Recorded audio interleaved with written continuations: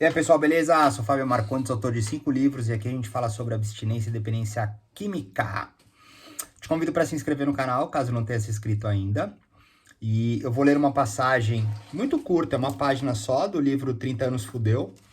Eu quero ler para vocês os meus livros. E hoje, na verdade, eu quero conversar com vocês uma coisa muito séria, muito real, sabe? Eu vou contar para vocês. Deixa eu ler primeiro e a gente entra no assunto. Pelo Sansara, o Dharma. É a página 403 do livro 30 anos fudeu. A importância da prática, a importância do condicionamento, a importância da consolidação. As importâncias conscientes para definições do ser. Pela impermanência individual ao todo construído, da criação ao criador, do original ao originado. Os encontros dos feitos antigos para os viveres do hoje merecido. O infinito ciclo do agora, salvo pela interminável prática do passar um café preto com o despertador do dia até o abraçar e beijar seu inimigo, por todo e sempre. O ato define o ser e molda até mesmo a maior grandeza da vida, o amor, onde apenas um caminho nos permite seguir para tal amor, a verdade. E só há um modo de viver essa verdade, a prática. Ao natural inconsciente do consciente até o natural do inconsciente ao consciente, de sua essência criadora ao primário criador e assim, por todo e sempre, para os infinitos ventos e horizontes da vida, por aquilo que desejamos viver, para então novamente ser e ser em vida. É uma poética só no aspecto do Sansara e do Dharma, tá? No início da minha recuperação, eu tinha iniciado uma série de aspectos de cunhos religiosos e espirituais, e desde sempre, desde muito novo, eu já gostava do budismo. Antes era a questão mais alegórica, né, do budismo tibetano. Hoje, para mim, é a presença do Zen, né? Para quem já me acompanha, já conhece um pouquinho. E o Sansara é uma classificação muito simples, eu já até fiz um vídeo sobre isso, no aspecto do período onde você passa por provações e ressignificações, e o Dharma é a contemplação, né? A sublimação. Tudo isso ligado à questão do karma, tá?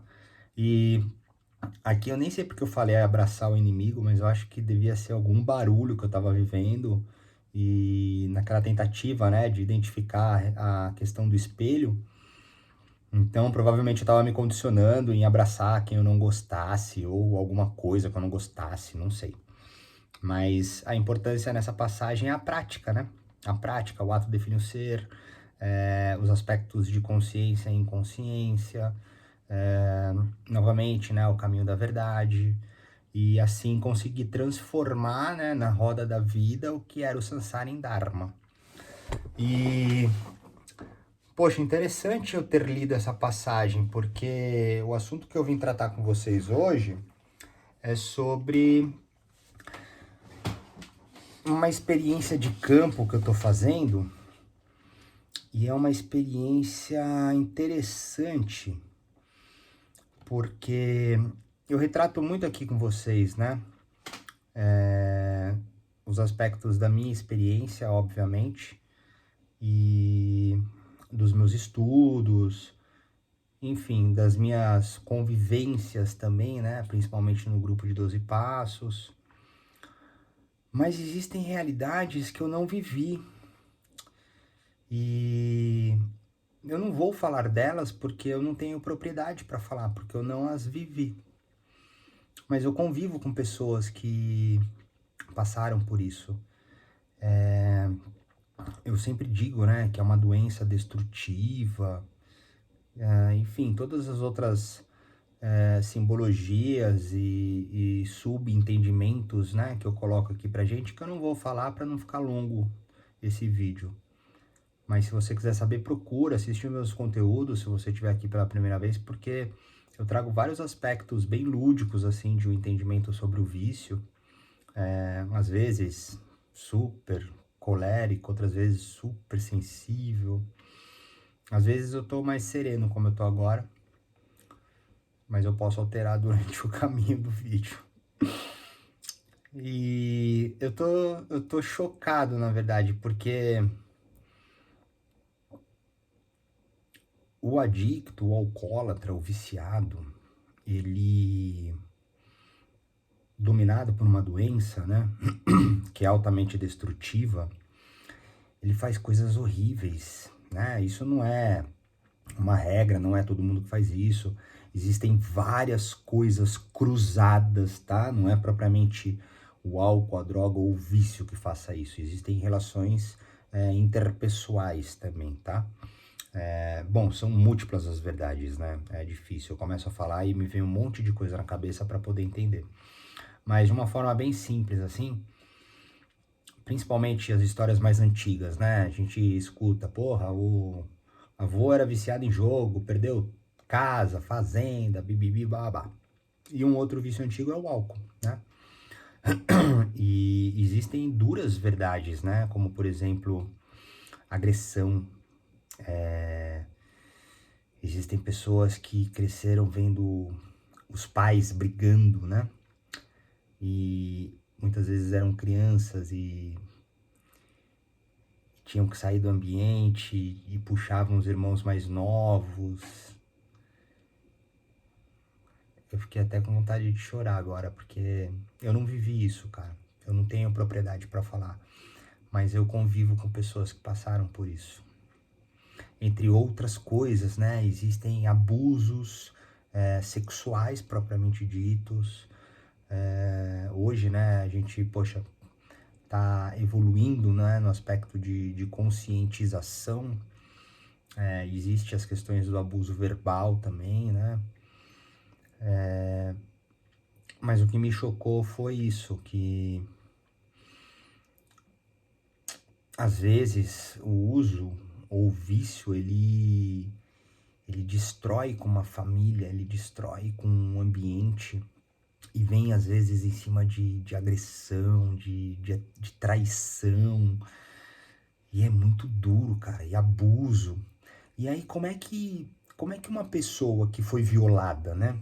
Vamos pensar assim, uma criança de 5 anos vendo os pais se espancarem, por exemplo, por causa do álcool, né? Ou ser molestado, abusado. Como que uma criança dessa vai crescer e conseguir entender que é uma doença, né? Ou quem convive com uma pessoa dessa vai entender que é uma doença. E é difícil porque eu luto aqui, né, pelo aspecto de ser, sabe, incompreensivo o aspecto da doença. Mas é muito difícil estar do outro lado também. Então, até, poxa, eu falo por mim, né, que eu faço um estudo constante sobre mim, para eu tentar ser uma pessoa melhor. E fica um convite aberto para quem quiser também refletir nos aspectos de ser realmente difícil para quem convive com um adicto. Eu já fiz um. Ah, na verdade eu fiz um post, eu não fiz um vídeo, né? Falando que geralmente as pessoas que mais sofrem são as pessoas que convivem com a gente. São as primeiras que levam chute e, sabe, são odiadas. E é difícil para essas pessoas, ainda mais quando tem um vínculo familiar, sabe? Um casamento, um relacionamento. Tem que entender o nível de posicionamento da pessoa. Mas eu fiquei bem balançado. Porque. E essa é uma fatia, né? Existem milhares de outras. Eu tô falando aqui com vocês, eu tô lembrando de um monte de coisa, cara, que eu já vi ao longo desses 11 anos. E existem coisas muito tristes, sabe? Tem outro aspecto também, né? Eu falo aqui, terapia, medicamento, psiquiatria, clínica. Cara, às vezes a pessoa não tem condição nenhuma, sabe? Tudo bem que existem serviços públicos, atendimentos públicos e etc. Mas às vezes já tá ali numa dificuldade, numa estrutura, sabe? Tão difícil. Então é realmente difícil. E olha, eu acho que eu vim mais desabafar aqui por um aspecto de reflexão. Principalmente as pessoas que passaram por esses episódios tristes, né? Porque aí fica difícil entender. Porque seria difícil, talvez para deixar uma linha de raciocínio, que é o que eu quis trazer para vocês. Pra gente conversar junto, pra gente discutir junto. Na verdade, eu tô aqui sempre me colocando para que tenha um compartilhamento mesmo de conhecimento, sabe? E num episódio desse, né, de agressão, de abuso, de, sabe, perdas, né, de bens e, enfim, como fazer, né, para entender? Primeiro a pessoa tem que entender que isso também pode ser fruto da doença, né? E que também pode ter algo associado a outras coisas que ela viveu, pode ser uma escadinha, né? Sei lá, o bisavô bateu no avô, que bateu no pai, que bateu no filho, sei lá, uma hora alguém tem que parar de bater, sabe? Então, assim, é difícil julgar, cara, é difícil, até porque no fundo estamos todos tentando ser felizes. O vício ele entra numa propriedade de fuga, né, ou de busca, como eu também já explanei muito aqui. E a raiva, o ódio, a agressão é um primeiro mecanismo de defesa de uma fragilidade, de uma insegurança. Então alguém que de repente nunca teve amor, nunca teve carinho, nunca teve afeto, nunca foi de repente, sabe, acolhido, instruído, orientado, passou a vida inteira, sabe, na raça, na paulada, é o que ele vai oferecer. E aí, de repente, com álcool e droga, isso aumenta. E quem apanha não esquece, né? Tem isso. Quem apanha não esquece, cara. Quem bate, esquece. E aí, como vai chegar num momento desse e falar, porra, então fez tudo isso porque é doente, porque é alcoólatra, porque é drogado, porque é viciado? Também. Mas é difícil, sabe? Nossa, cara. Eu falo, cara, olha, a dependência química é um assunto muito complexo, cara. Envolve muitas coisas.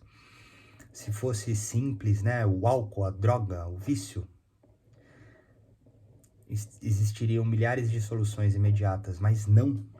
Porque tira o álcool, a droga, o vício, fica a pessoa, fica uma sequência, uma herança, uma continuidade. E é necessário alguém em algum momento interromper esse ciclo e criar um novo ciclo, sabe? E é importante para o adicto também entender as pessoas que convivem com nós, tá? A partir do momento que nós vamos adquirindo clareza de raciocínio e acesso ao sentimento, nós devemos sim ser compassivos e solícitos às dificuldades de entendimento e compreensão de quem convive com a gente. Esse é um amadurecimento real, de uma recuperação e um tratamento real para tentar se tornar uma pessoa melhor, tá? E reagirmos com comportamentos em cima de sanidade, de lucidez, de serenidade, com discernimento. Porque sim, se formos um dia compreendidos por uma doença, sabe, brutalmente destrutiva, que pode gerar todas essas consequências e piores, e fomos compreendidos, tá? Considerando aqui a qualidade da compreensão. Então devemos sim, em algum momento compreender também a dificuldade, porque poluímos, contaminamos tudo à nossa volta, tá? Eu tô colocando nós aqui para termos também a nossa responsabilidade no processo de recuperação, tá? Porque eu também já chutei o cachorro, já mandei meu pai e minha mãe tomar no cu, odiava todo mundo. E aí eu fui adquirindo clareza de raciocínio, fui vendo que não era bem assim, fui acessando meu sentimento e consegui fazer as devidas reparações e hoje consigo viver numa harmonia, tá? E ainda assim continuo repleto de falhas e de defeitos e eu tento pelo menos não repetir aqueles que eu já conheço e tentar evitar novos com o mínimo de dano possível, né? Mas existem muitas realidades. E uma outra eu vou linkar os assuntos pra gente já encerrar.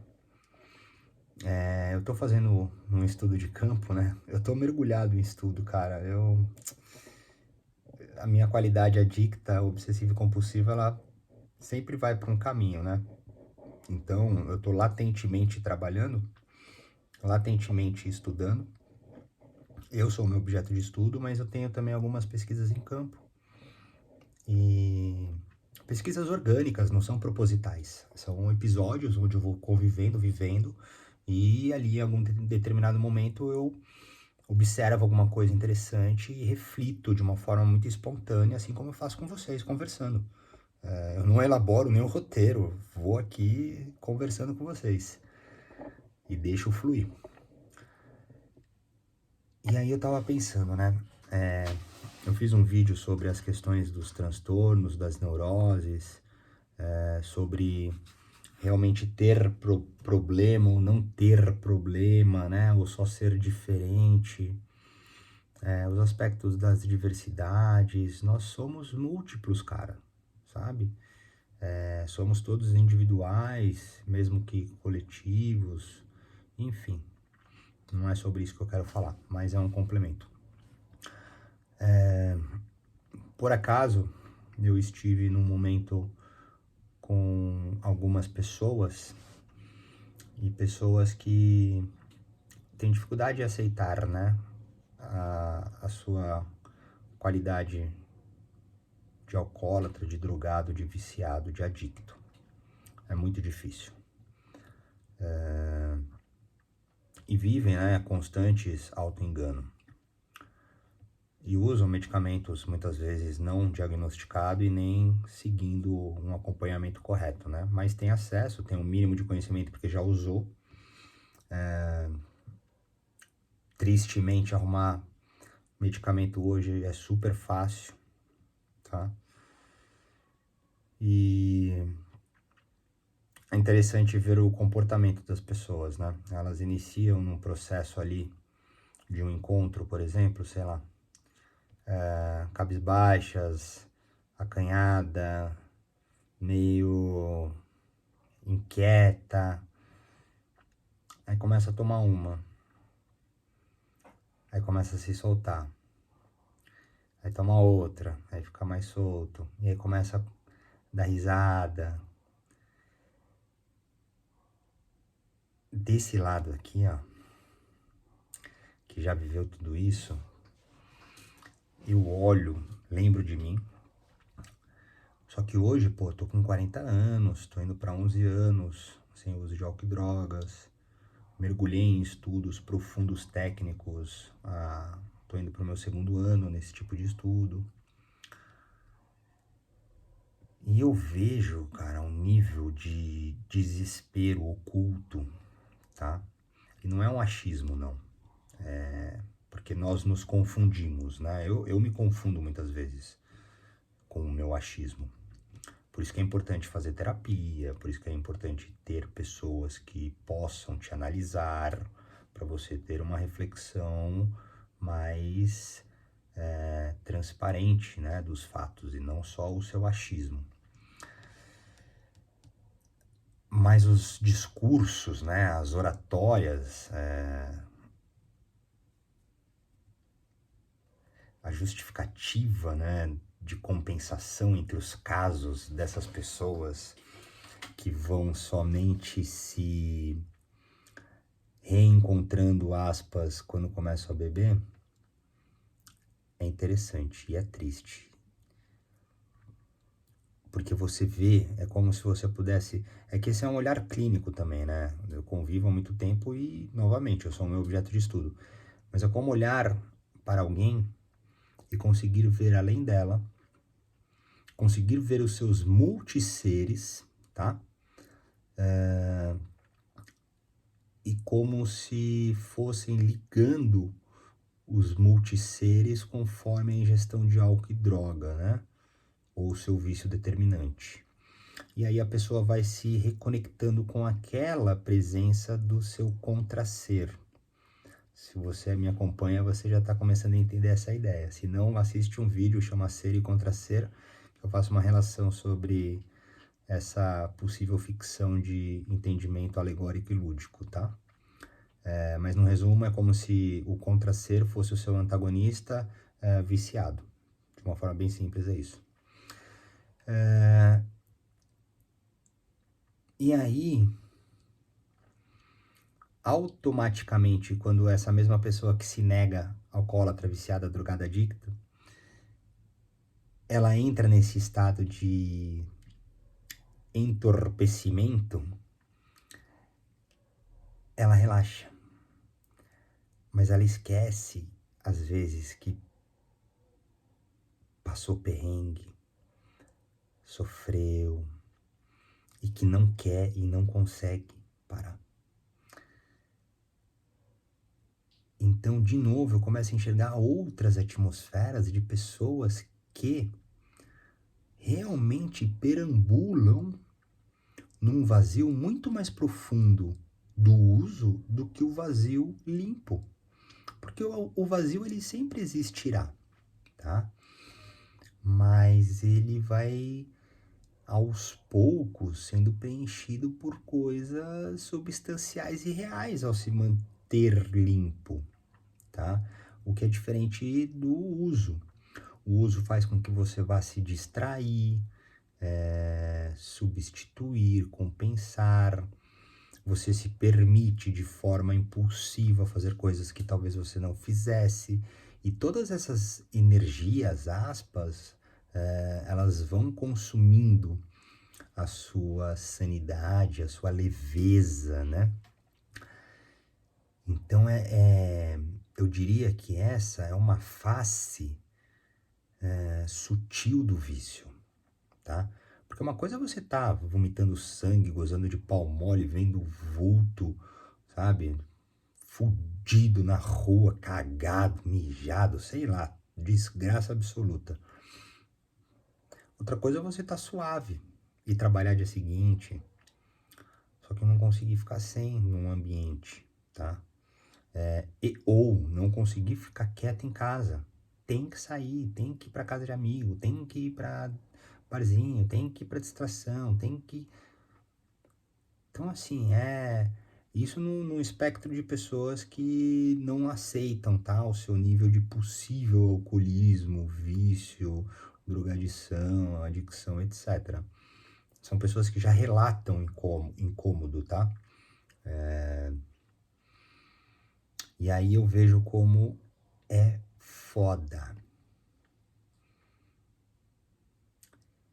Então, talvez por acaso foi aberto, né, a passagem do Sansara e do Dharma, porque existem muitos infernos, tá? Existem muitos outros demônios que não são tão conhecidos e que somente algumas pessoas vivem. E para todas elas existem o Dharma, né? Talvez alguns precisem passar por um período mais doloroso, né? Por aspectos mais dolorosos, obviamente, para alcançar também o Dharma, mas ele sempre está lá. Ele sempre está lá. Para a gente fechar, eu passei 2 anos me enganando, não conhecia grupo de 12 passos, não conhecia nada de recuperação.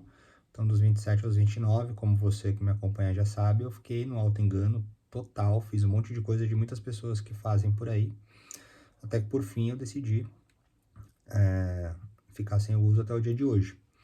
Que na verdade é a data que eu conto, é que eu comecei a entender que eu tô há 13 anos na jornada, na escrita, né, de dependência química, abstinência, vício, sentimento, etc e tal. Então, para mim tá sendo interessante fazer essa associação desse tempo, porque até então eu contava só o dia que eu tinha ficado limpo. E o meu início de recuperação foi muito doloroso.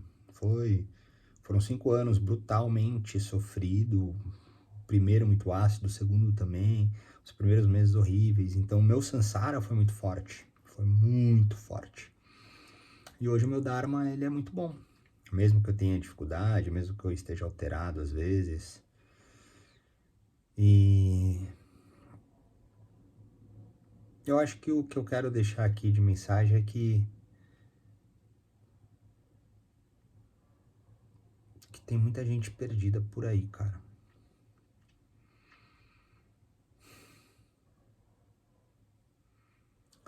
Tem muita gente perdida. Inclusive as pessoas que estão sorrindo e vivendo grandes alegrias pelas redes digitais sociais. Impressionantemente, são muitas vezes essas as que estão mais sofrendo. E aí eu falo por mim, quando eu vejo, de fato, algumas pessoas que começam a entender algumas outras verdades e começam a expor também algumas intimidades. E até mesmo o fato de expor alegria as confunde com o fato de estarem vivendo mentiras para elas mesmas. Ou seja, nós estamos bombardeados de coisas. Mas há solução, tá? Há solução, cara. Tô falando tudo isso para sermos nós adictos um pouco mais acessível na cumplicidade daqueles que vivem com a gente, tá? Se você já tá um período sem uso de álcool e drogas, se você fez uma remoção que te permitiu viver bem, se você tá com uma redução que te trouxe melhorias, se você começou, teve dificuldades, mas continua tentando. Se em algum momento vocês tiverem esse nível de percepção do quão difícil é para todos e puderem abraçar aqueles que já nos abraçaram, faça, tá? Que também é importante. No final das contas, todas as pessoas estão precisando de abraço. Esse cara aí, esse pensamento de hoje já tá acontecendo por um episódio e na hora de ir embora eu falei, ô mano, dá um abraço aqui, velho, na moral, dá um abraço aqui. É só o que o cara precisava, velho. E eu sei porque eu já ganhei muito abraço assim. Pra gente fechar, quando eu entrei nos grupos de 12 passos, os caras abraçam pra caralho, né, velho? Aí tinha um moleque lá que falou, mano, pode abraçar, velho. Não é cacto não, mano, que você vai ficar assim. Pode abraçar mesmo, tá ligado? Aí eu comecei a entender. Pode parecer ridículo, mas só quem precisa de um abraço sabe o valor disso tudo. Mas é isso. Ficamos por aqui. Se quiser falar comigo, tem os meus contatos. Se quiser mandar uma pergunta, sugestão, fica à vontade. Valeu!